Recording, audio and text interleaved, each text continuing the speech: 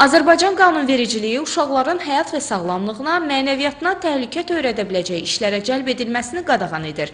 Əmək Məcəlləsinə əsasən uşaqların işə qəbul edilməsi üçün minimum yaş həddi 15 yaş müəyyən edilib.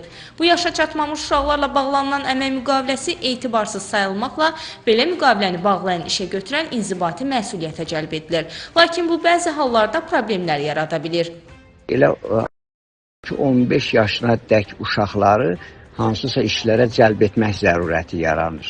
Məsələn, tutaq ki, bu idmanın bəzi növləridir. Məsələn, bədii gimnastika üzrə idman növünə, peşəkar idmanla məşğul olan 15 yaşına çatmayanlar da ola bilər. Yaxud uşaq filmlərinə çəkilişdir, istəyir sənədli film olsun, istəyir bədii film olsun.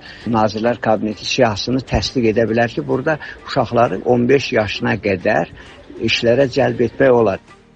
18 yaşınadək olan işçilər üçün isə əmək prosesləri gedişində imtiyazlar və güzəştlər nəzərdə tutulur. Bu da qanunla ayrı seçkilik hesab olunmur. Həmçinin sözü gedən işçilərin əmək müqaviləsi bağlanan zaman sınaq müddətinə və attestasiya müddətinə cəlb olunması da qanunla qadağan edilir.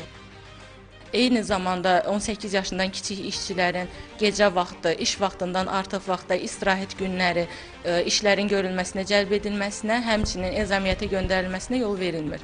Həmçinin onlar üçün qısaldılmış iş vaxtı tətbiq edilir ki, 15-16 yaş arası işçilər üçün bu həftəlik norma 24 saatdan, 16 yaşından 18 yaşınadək olan işçilər üçün isə 36 saatdan artıq olmamalıdır.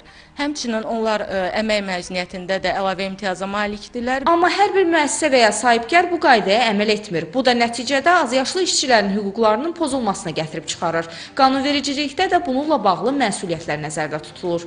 Azərbaycan Respublikasının İnzibati Xətalar Məcəlləsinin 192.9-cu maddəsinə əsasən uşaqların mənəviyyatına, onların belə deyək də fiziki və sağlamlığına zərərli olan işlərə cəlb olunmasına görə vəzifəli şəxslər 3000 manatdan 4000 manata qədər miqdarda inzibati qaydada cərimə olunurlar. Hüquqi şəxslər isə 10.000 manatdan 13.000 manata qədər inzibati qaydada cərimə tənbihinə cəlb olunurlar.